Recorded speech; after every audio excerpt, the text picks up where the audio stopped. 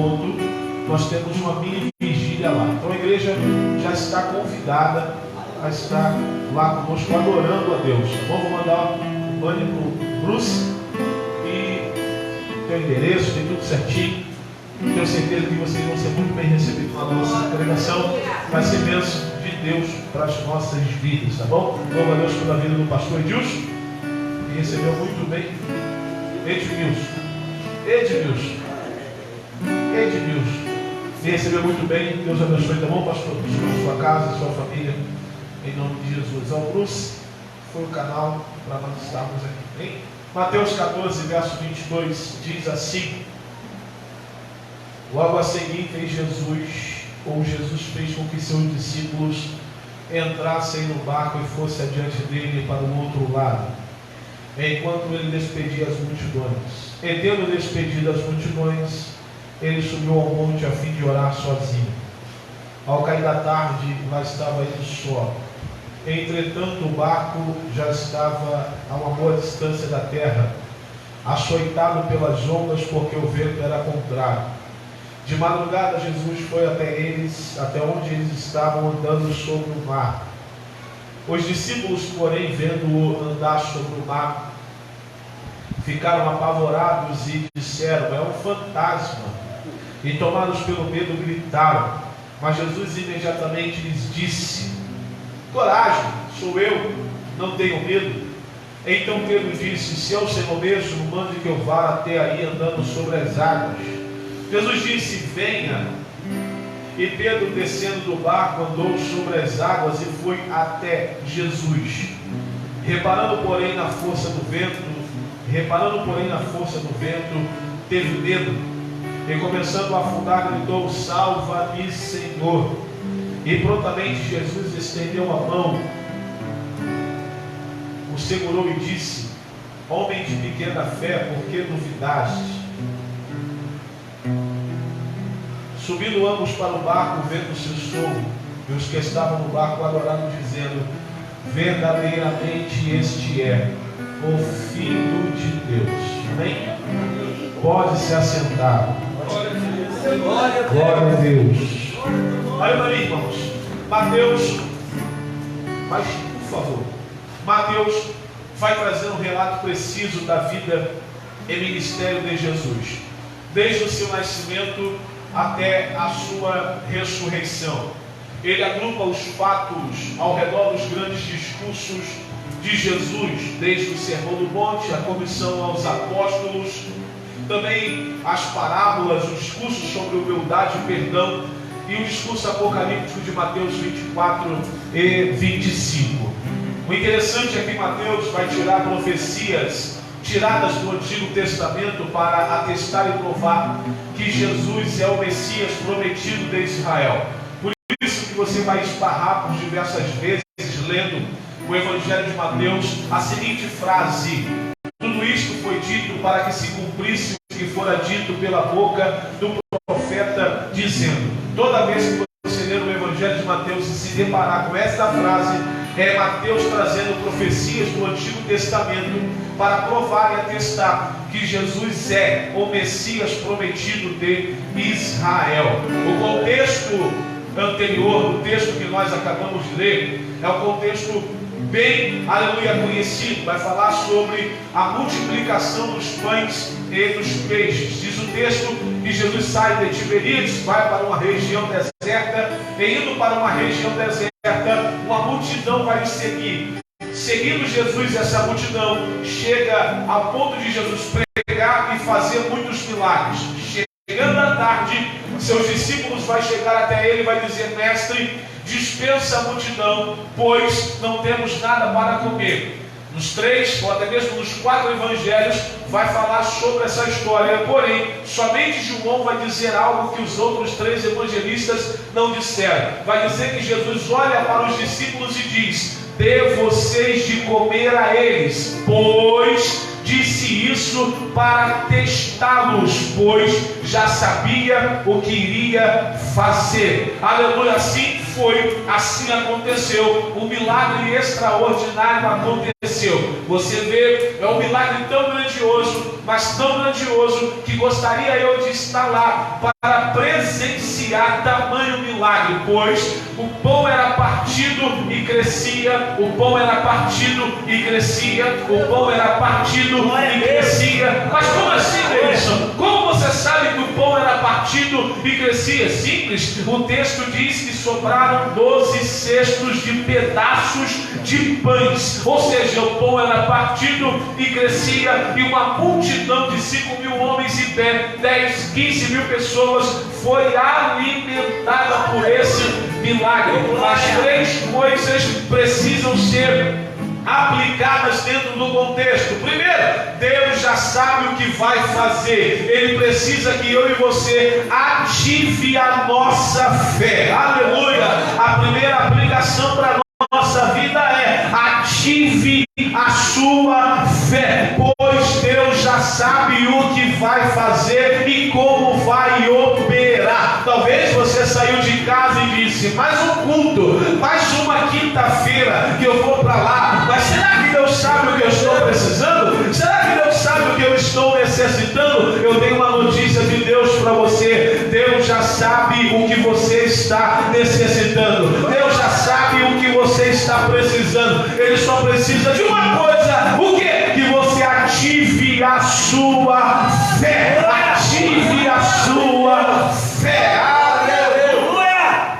Meu Deus! Segunda coisa, a organização vai gerar o milagre acontecer. Antes do milagre acontecer, Jesus disse: separa a multidão de 50 e 50, de 100 e 100. A organização vai gerar o milagre acontecer.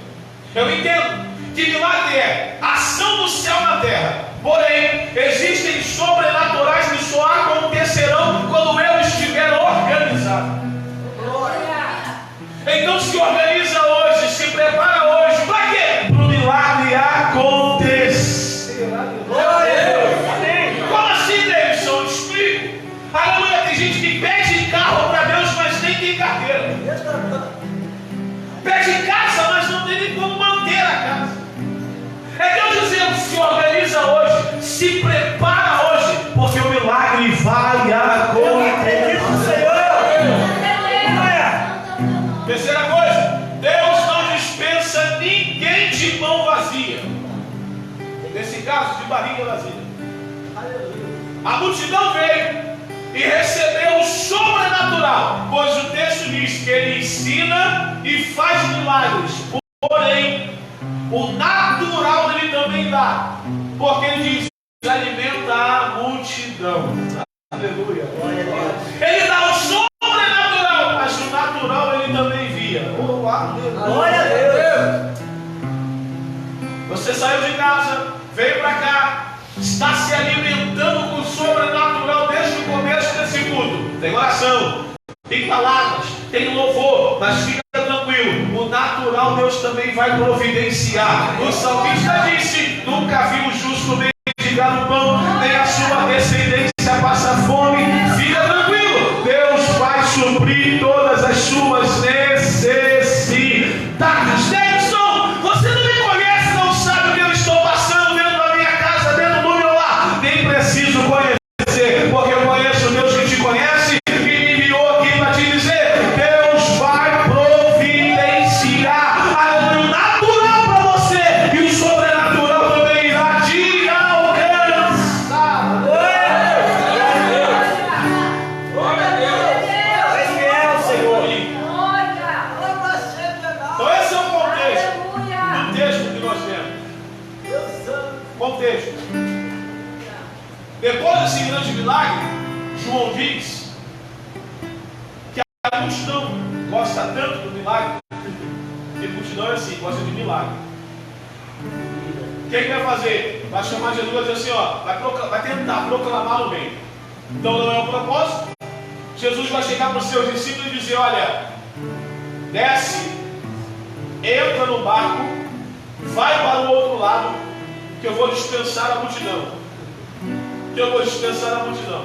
Assim aconteceu. Diz o texto que eles desceram, entraram no barco, começaram uma boa remada, e o texto diz: uma boa distância da terra. Enquanto isso, Jesus dispensou a multidão, foi para o monte, ficou sozinho e começou a orar. Só que o texto diz que, em uma boa distância da terra, uma tempestade veio sobre o barco dos discípulos. Dentro do barco, é claro, tem grandes pescadores, acostumados com aquele mar, o mar da Galileia, grandioso como é, aleluia, 13 de largura, 21 de comprimento, cercado por grandes montanhas, 200 metros abaixo do nível do mar, o vento fica preso, grandes tempestades acontecem, é normal. Mas essa tempestade aqui é uma tempestade que passou no ponto. 3, 4 da manhã, o vento, diz o texto, contrário. E no texto paralelo a saber, Marcos diz que eles estavam afadigados de tanto remar. Remando.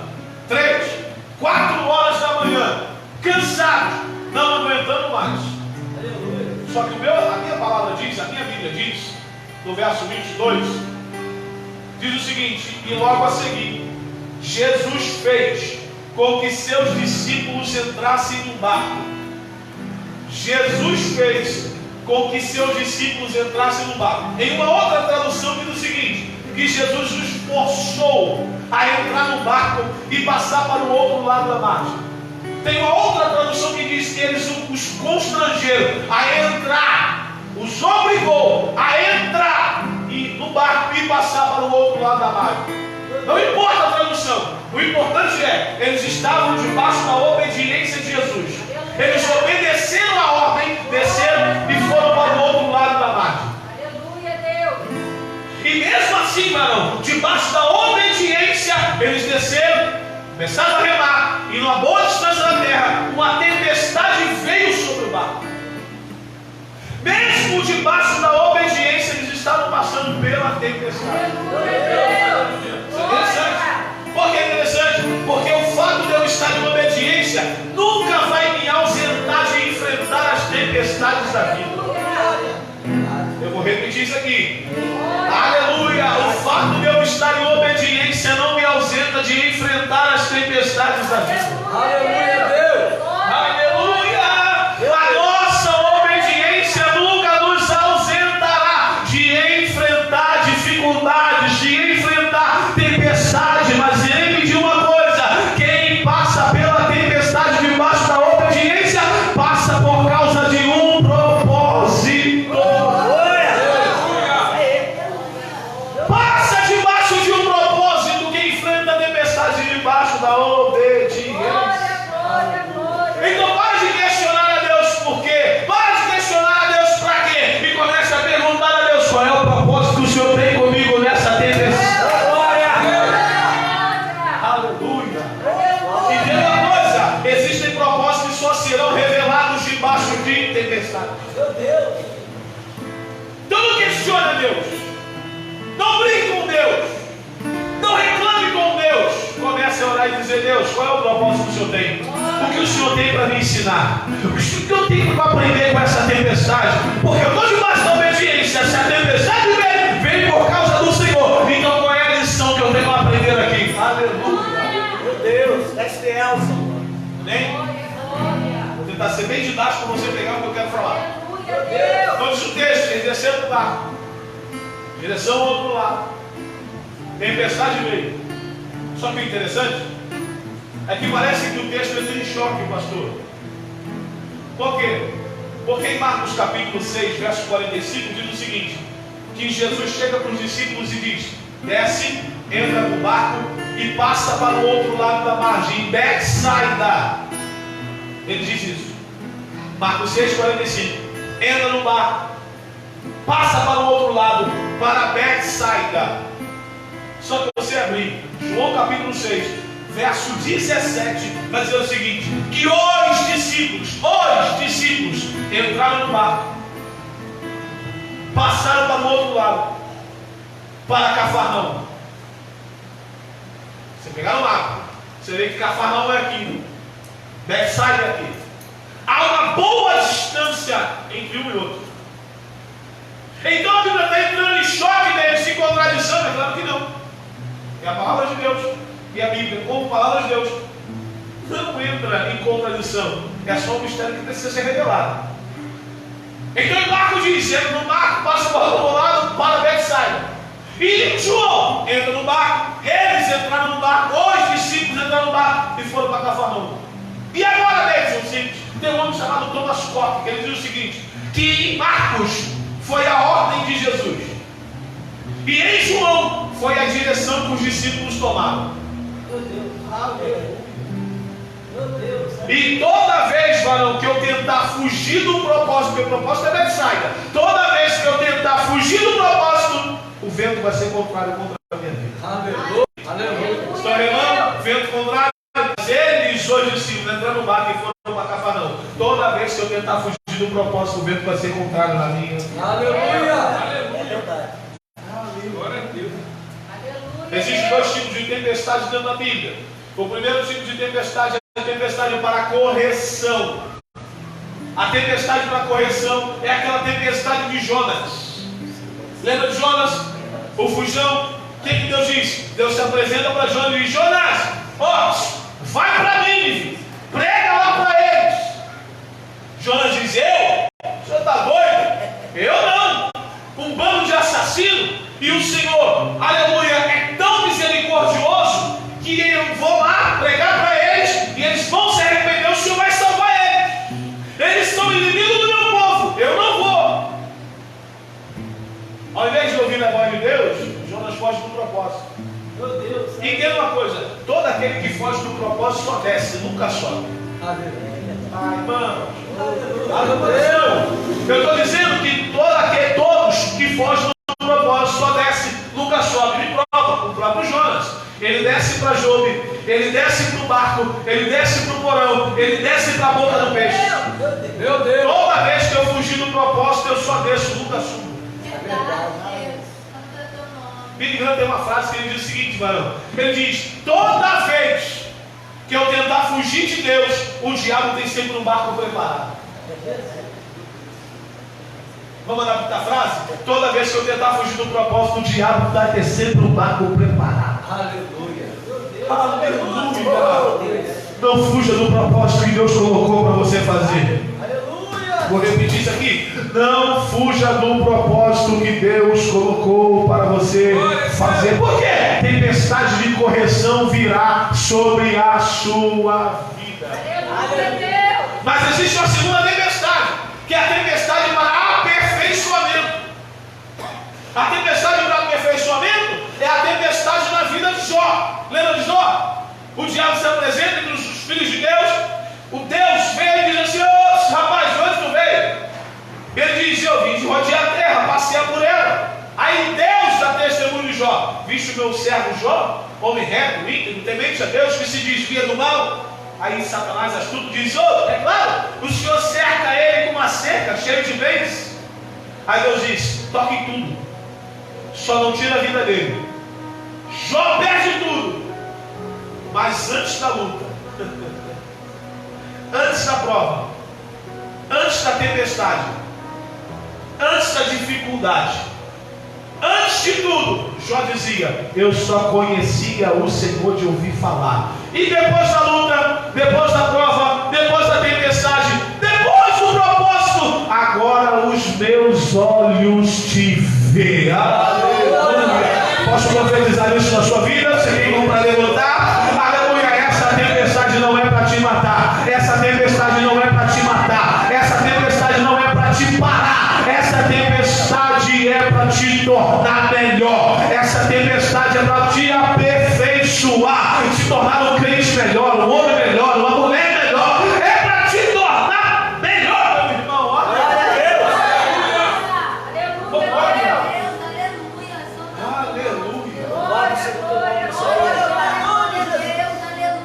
Pega no lado, passa para o outro lado. Aí no outro lado. Aí no outro lado. Vamos lá, remando. Vento contrário. Imagina só o cansaço. Marcos deixa claro: afadigados de tanto remar. Só que Marcos diz algo extraordinário. Ele diz o seguinte: eles estão cansados, afadigados de tanto remar, mas Jesus está de olho neles. Aleluia. Glória a Deus. Coisa aqui? Vou explicar. Existe outra tempestade dentro dos evangelhos. Outra tempestade. Mesmo barco, mesmo mar, provavelmente o mesmo barco, os mesmos discípulos. Só tem uma diferença de uma para outra. Qual? A primeira, Jesus está no barco. E a segunda, Jesus está no monte. Na primeira, a tempestade veio, passou do ponto, os discípulos chegaram para Jesus e disseram: ô mestre, não te importa que morramos, não te importa que pereçamos? Jesus levanta, vai lá na frente, acalma a tempestade e a bonança. Essa tempestade aqui é os mesmos discípulos, provavelmente o mesmo barco, é o mesmo mar. Só tem uma diferença: Jesus não está no barco. Jesus não está aqui. Por que, Denilson, Jesus não está? Porque Deus trabalha dessa maneira. De que maneira? Vai ter momentos na nossa vida que Jesus vai se manifestar do nosso lado. Aleluia! Vai estar pertinho. A tempestade vai passar do mundo e a gente vai sentir ele ali do nosso lado. É só dar uma catucada e ele vai acordar. Mas vai ter um momento que a tempestade vai levantar, vai passar do ponto, mas Jesus vai dar uma afastada. Aleluia! Vai ficar de longe olhando. Mas Marcos diz: e ele estava de olho deles. Glória a Deus! Oh, glória! Lembra do que Jeremias disse em Jeremias 23, é uma pergunta. Não sou eu, Deus de perto, mas também Deus de longe. Oh, glória! Deus vai se manifestar. Posso profetizar de novo para você? Aleluia, você está aqui. Aleluia, mas talvez seu marido está em casa, tua esposa está em casa, teu filho está em casa. Mas fica tranquilo, ele é Deus de perto, mas também é Deus de longe. Ele está indo lá, ele está visitando o teu lar, tua casa, tua família. Ele é o nosso Deus. Aleluia! Glória, Aleluia, Santíssimo! Deus. Ô Espírito Santo! Glória,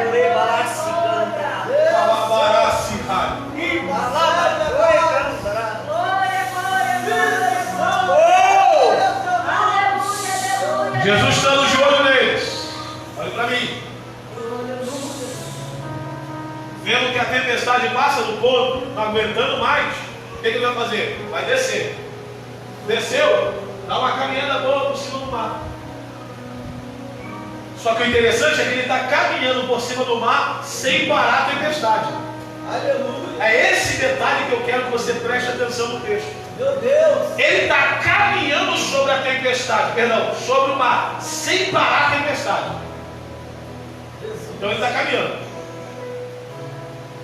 Quando ele se aproxima do barco, seus discípulos não o identificando com clareza, o texto é claro, eles não estão identificando Jesus com clareza, ao ponto de dizer: é um fantasma. Aleluia!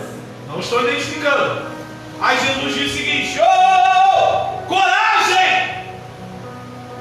Sou eu! Não tenho medo! Glória! Coragem! Aleluia! Sou eu! Tu és maravilhoso, Deus! Não tenham medo! Se eu fosse os discípulos, eu ficaria chateadíssimo com Jesus. Aleluia! Que isso, Deus? Sim. Porque ele está dizendo: coragem! Mas ele nem acalmou a tempestade. Aleluia! A tempestade está rolando e ele está como? Coragem! Sou eu! Aleluia. Antes de acalmar a tempestade, ele está dizendo: coragem! Glória. Sou eu! Porque Deus trabalha assim, Bruce. Como ele trabalha, Deus? Primeiro ele acalma o meu coração para depois acalmar a tempestade. Aleluia! Glória. Repetir. Primeiro ele acalma o meu coração para depois acalmar a tempestade. Aleluia! Aleluia! Porque sabe qual é o problema? O problema é quando eu estou com o coração aflito, ansioso, quando eu estou passando por uma dificuldade, aleluia, a tendência é enxergar a tempestade maior do que ela é. Meu Deus! Então Deus, ele acalma a tempestade, acalma o coração. acalma a tempestade. Porque aquilo que te aflige, aquilo que te, aleluia, coloca medo, aquilo que te oprime, é aquilo que Jesus está dando por cima. Aleluia. Aleluia. Meu Deus. Aleluia. Eu vou aplicar algo aqui. Olha para mim, sem querer demorar. Olha para mim. Existem duas maneiras de se batalhar dentro da Bíblia.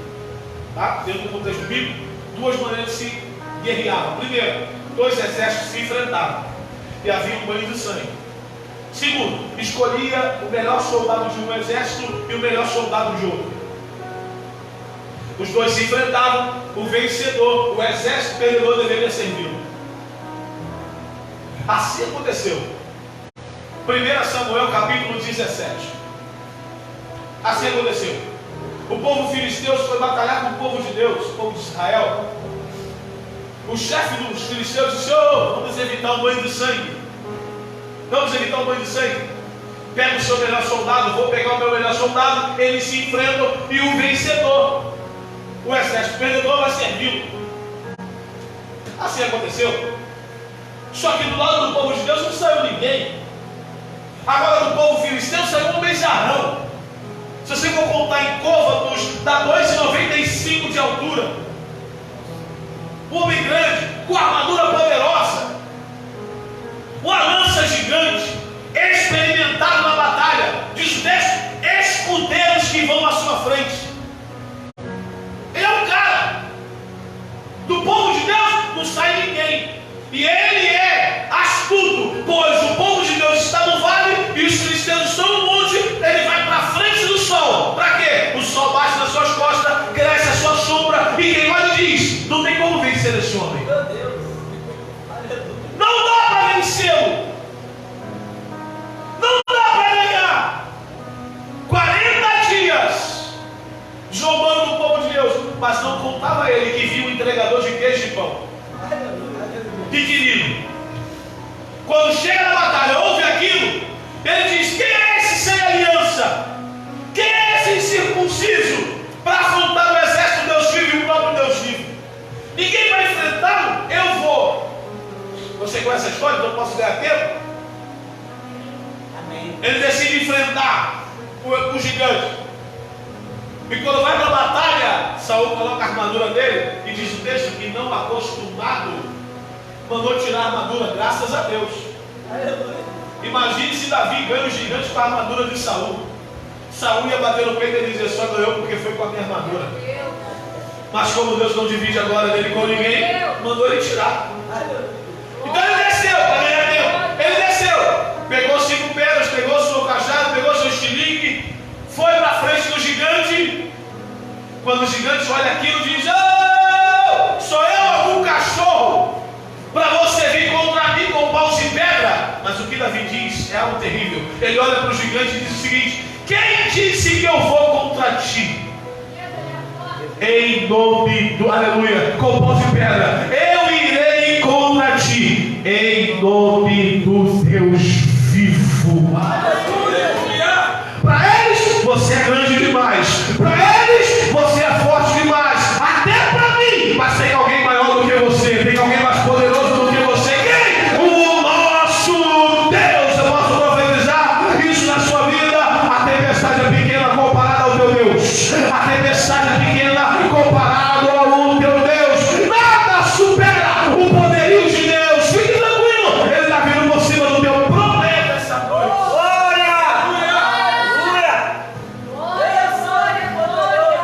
Estou bem terminando o horário. Olha para mim. Olha para mim. Eles não estavam enxergando Jesus com clareza. Não estavam. Ao ponto de dizer: é um fantasma. Gritaram de medo. Só que o interessante é que eles não estão vendo com clareza, mas estão ouvindo. Ao ponto de Pedro dizer: se és tu mesmo, ou seja, tem dúvida de que é, mas está ouvindo uma voz. Se és tu mesmo, manda-me ter contigo andando sobre a água. Não está vendo com clareza, mas está ouvindo. Posso dizer isso para você? Te ensinar isso? Quando você não vê Jesus com clareza nas suas tempestades, só fecha o olho e começa a ouvir a voz dele. Aleluia. Glória a Deus. Oh, glória a Deus. Glória. Tem um homem chamado Morgan Campbell. Ele diz o seguinte: que quando Abacuque olhava a situação em volta, ele ficava perplexo, porém esperava em Deus, ouvia a sua voz e começava a cantar. Aleluia! Aleluia. Quando você não vê Jesus com clareza, fique tranquilo, feche os olhos e só espere a voz dele entrar no seu coração. E depois, só adora, só agradece, porque a vitória de Deus virá sobre a sua vida em casa em nome de Jesus. Glória a Deus. Jesus. Termino, estamos para o final. Pedro ouve aqui e diz o seguinte: se é mesmo, manda-me ter contigo, andando sobre as águas. Jesus diz: tem fé, Pedro? Você tem fé? Se tem fé, vem. Se tem fé, vem. Pedro, descendo do barco, botou o pé na água, se formou tapete, começou uma boa caminhada. E uma boa caminhada mesmo, ao ponto da Bíblia dizer que foi até Jesus. Ou seja, ele não deu um passo e afundou. Ele não deu 2 passos e desafundou. Porque eles não estavam vendo Jesus com clareza, ou seja, Jesus estava a uma boa distância do barco. Mas o texto diz, ele foi até Jesus, ao ponto de quando ele estava afundando, ele dizia: salva-me, Senhor. Jesus só estende a mão. Ele deu uma boa caminhada. Só que o texto diz que olhando para o vento, tirou os olhos de Jesus, olhou para o vento, começou a afundar. Toda vez que eu olhar para um lugar errado, eu vou pecar. Toda vez que eu olhar para um lugar errado, eu vou tomar a decisão errada. E isso teve sim. Capítulo 2 do Êxodo diz o seguinte: que Moisés descia para visitar seus irmãos. E vendo o egípcio maltratando o hebreu, diz o texto, e está escrito assim, depois você pode conferir em casa, está escrito assim, que ele olhou para a esquerda, olhou para a direita, e não vendo ninguém, pegou o egípcio, matou e escondeu na areia. Olhou para o lugar errado. Ele olha para a esquerda, olha para a direita, e não vendo ninguém, matou o egípcio e escondeu na areia. Olhou para o lugar errado. Toda vez que eu olhar para o lugar errado, eu vou tomar a decisão errada. Porque se ele desce, vê a situação, olha para a esquerda, olha para a direita, e olha para cima. Aleluia. Lembra do salmista? Eleva os meus olhos para o monte. De onde me virá o socorro? O meu socorro vem do Senhor. Toda vez que eu olhar para o lugar errado, eu vou afundar. Eu vou tomar a decisão errada. E toma mesmo, ao ponto de matar o egípcio e se esconder na areia. Quando você for matar o egípcio que está dentro de você, mata em terra de vez. Não mata e esconde. Porque toda vez que você matar e esconder, ainda mais na areia, no primeiro vento o Egito aparece de novo. Aleluia, Deus! Tu mata! Enterra de vez! Glória! Quem mata e esconde sempre toma a decisão errada. Sabe por quê? Porque quem pisa no calo dele diz: se pisar no meu calo de novo, eu vou voltar a fazer o que eu fazia antigamente. Eu vou pegar a peça. Eu vou rodar a baiana. Não vai não! Porque você nova criatura é. Aleluia, as coisas velhas se passaram. O Egito foi enterrado. E esse tudo se fez novo na sua. Glória a Deus. Aleluia. Aleluia! Ele está afundando. Ele diz: salva-me, Senhor. Diz o texto: Jesus pegou a mão, puxou ele. Tem pessoas que dizem: Pedro fracassou. Pedro fracassou. Pedro fracassou. Eu digo: não fracassou. Para mim, Pedro não fracassou. Tem gente que diz que Pedro fracassou. Perfeito? Pedro fracassou. Afundou. Tudo bem. Mas se a gente for levar em conta que Pedro fracassou, e vamos dizer hoje: Pedro fracassou. Tudo bem, Pedro fracassou. Mas entenda uma coisa: todo fracasso de Pedro, eu vou repetir, todo fracasso de Pedro aproximou Jesus dele. Aleluia. Você pegou isso aqui? Aleluia! Todo fracasso de Pedro, eu vou repetir, todo fracasso de Pedro aproximou Jesus dele. Aleluia. Nunca afastou. Eu vou contar uma história, diz o texto. E Jesus chega para o colégio apostólico e diz o seguinte: todos vocês vão se escandalizar. Todos vocês. Pedro olha aqui e diz: eu não, mestre. Esses aí podem até se escandalizar e se abandonar. Eu jamais te abandonarei. Jesus dá uma risadinha e diz: Pedro, hoje mesmo, antes que o galo cante, 3 vezes tu me negarás. Eu não, Jesus. Tá bom. Passa-se as horas. Jesus é preso. Levado para o sinédrio. Pedro e João tendo conhecido lá dentro, se aproximam o máximo do sinédrio. Alguém olha para Pedro e diz o seguinte: olha, tu se veste que nem ele, hein? Pedro diz: eu não conheço esse homem. Uma vez. Alguém chega para ele e diz o seguinte: ô, tu fala que nem ele, hein? Ele diz: eu não conheço esse homem. Uma mulher chega para ele e diz: eu já te vi com ele. E ele se irrita e diz: eu não já disse que eu não conheço esse homem 3 vezes. A buzina toca. Aleluia. O galo canta. Aleluia. Jesus está saindo do sinédrio. Troca olhares com Pedro. Pedro chorando. Parece que o olhar de Jesus está dizendo: oh, eu não disse que tu ia errar. Eu não disse que tu ia pecar. Eu não disse que tu ia fracassar. Mas fica tranquilo. Espera até domingo, que eu vou aqui em cima morrer rapidinho. E no terceiro dia eu venho para ressuscitar. Glória a Deus. Aleluia. Meu Deus. 3 dias depois, Jesus se apresenta para Pedro e diz: ô Pedro, tu me amas? Te amo. Tu me amas? Eu te amo. Tu me amas, Pedro? Tu sabes que eu te amo. Fazer todo o fracasso de Pedro aproximou Jesus dele. Todo o fracasso de Pedro aproximou Jesus dele. Entenda uma coisa: um santo homem de Deus não é um santo que nunca cai. Um santo homem de Deus é aquele que toda vez que cai, se levanta. Glória a Deus. Ele se levanta toda vez que cai. Posso profetizar isto na nossa vida? Que os nossos fracassos não nos afastem de Jesus. Glória a Jesus. Que os nossos tropeços não nos afastem de Jesus. Só nos aproxime dele. Glória, glória. Eu vi um pastor falando, só não lembro o nome dele. Eu vi um pastor falando algo que se encaixa nessa mensagem. Ele disse o seguinte: aqueles vídeos curtos. Ele disse o seguinte: água de piscina é diferente de água de rio. Ou água de rio é diferente de água de piscina. O que é isso, gente? Como se encaixa aqui na mensagem? Claro que se encaixa. Água de rio é diferente de água de piscina. Por quê? Porque água de piscina não se joga fora, se trata.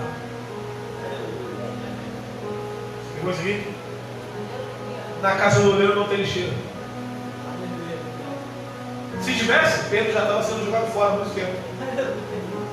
Mas Pedro é água de piscina, não se joga fora, joga um cloro e ele se limpa de novo. Você achou que eu ia vir entregar carro para você, né? Não. Eu vim entregar evangelho para você. Diferente do que estão pregando aí fora, a essência da palavra. Evangelho. Eu tenho uma notícia para te dar. Qual notícia? Na casa do olheiro não tem lixeira. Se você se quebrou, porque não é Deus que quebra ninguém. Que isso, Deus? Sim. Jeremias 18. O olheiro está trabalhando ali, ó, com o vaso na roda. E o vaso se quebrou na mão do olheiro. Tem nada a ver com o olheiro. É a qualidade do barro. Aleluia, Deus. Ele se quebra. O interessante é que o texto diz se quebrou, mas o texto ele foi traduzido um pouco equivocado. Porque se o olheiro está trabalhando na roda, a argila está molhada. Vaso que se quebra na hora é aquele vaso que você pega aqui, joga no chão, ele se despedaça todo porque está seco. A argila molhada não se quebra na hora, ela se desfaz. Assim é Israel, porque o texto está falando de Israel. Assim é Israel, não se quebrou na hora. Ele vinha se quebrando há muito tempo. Meu Deus. Porque quem quer se desviar, quem quer pecar, não acorda de manhã e diz: sabe uma coisa? Hoje eu vou trair minha esposa. Não. Ele já vem maquinando isso há muito tempo. Quem quer sair da igreja, ele não chega no dia e diz: sabe uma coisa, pastor? Cansei, vou sair. Não, ele já vem trabalhando isso no seu coração há muito tempo. Lembra que Jesus disse? Porque contamina o homem não é o que entra, mas é o que sai da boca. Porque a comida que entra, ele diz, vai para o estômago e é evacuada. Mas o pecado vai para o coração e já era. Aleluia. Aleluia. Termino. Os nossos fracassos não vão nos afastar de Jesus. Graças a Deus. Deus vai nos restaurar. Pensamento. Em nome de Jesus. Aleluia. Ele chega para Pedro, ou para os homens, e diz: homem de pequena fé, porque tu duvidou? 4 tipos de fé há na Bíblia Sagrada. Primeiro tipo de fé, intervido de verdade. Primeiro tipo de fé, a fé salvífica. Efésios capítulo 2: vós sois salvos por graça mediante a fé. Ok? Fé salvífica. Segundo tipo de fé, fé como dom. 1 Coríntios capítulo 12. Fé como dom. Dom de quê? De acreditar em maravilhas, em milagres extraordinários. Terceiro tipo de fé, fé como fruto do Espírito. Gálatas capítulo 5, fruto do Espírito, que também pode ser traduzido como fidelidade, pela palavra grega pistis. Mas existe o quarto tipo de fé, é a de Pedro, a fé relacional. Fé relacional. É Jesus dizendo: Pedrão, tu ainda não tem intimidade comigo. Tu anda comigo, mas ainda não me conhece. Como você sabe que ele não conhecia? Pela frase, no texto seguinte, no versículo seguinte: verdadeiramente este é. Verdadeiramente este é. Por quê? Antes era falso? Não, porque antes eles não conheciam direito. Aleluia. Que Deus possa fortalecer a nossa fé com Ele. Que Deus possa derramar sobre você a fé de Abraão, de acreditar no impossível. Sem GPS, sai da terra de tua parentela, vai para a terra que eu ainda vou te mostrar. Que Deus possa derramar sobre a nossa vida essa fé, de acreditar no impossível, de ter fé, uma fé salvífica, de acreditar no sacrifício da cruz do Calvário, e uma fé relacional, de acreditar, de ter intimidade com Ele, de conhecê-lo e entender e saber que Ele é fiel para cumprir todas as promessas da nossa vida. Aleluia. Glória a Deus. Com a permissão do pastor, fique de pé, que só quero orar, você já passei muito no meu horário. Ai, Jesus. Aleluia. Obrigado, Deus. Oh, Espírito Santo do Senhor. Oh, Jesus querido. Vou falar algo aqui, você guarda para você. As tempestades revelarão qual é o Cristo que eu creio. Meu Deus. Se é o crucificado, uma madeira, cabeça baixa, cara de derrotado, ou o Cristo ressurreto? Aí é com você. Senhor Deus amado, querido Pai, quero te louvar e agradecer o teu nome. Te agradecer, Senhor amado, pela oportunidade de estar aqui na tua casa, de falar a tua palavra, Senhor amado, porque o Senhor me chamou para isso. Obrigado. Me escolheu para fazer isso. E eu nasci para fazer isso. Então, Deus amado, Deus querido e santo, te peço em nome de Jesus, toma minha vida em tuas mãos, toma a vida dos teus servos em tuas mãos. Abra, Senhor amado, o céu dessa igreja e derrama a bênção tal sobre a nossa vida em nome de Jesus. Salva, cura, liberta, transforma, Senhor amado. E que o Senhor possa trabalhar, Senhor Deus, a cada dia em nós que somos o vaso. E que venhamos alcançar uma estatura de varão e de varoa perfeita na tua presença. Em nome de Jesus. Amém.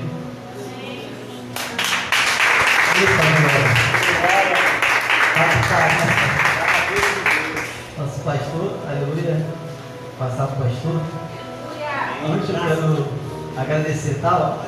Cláudio, amigo, Emilson, Alex, Deus por essa oportunidade.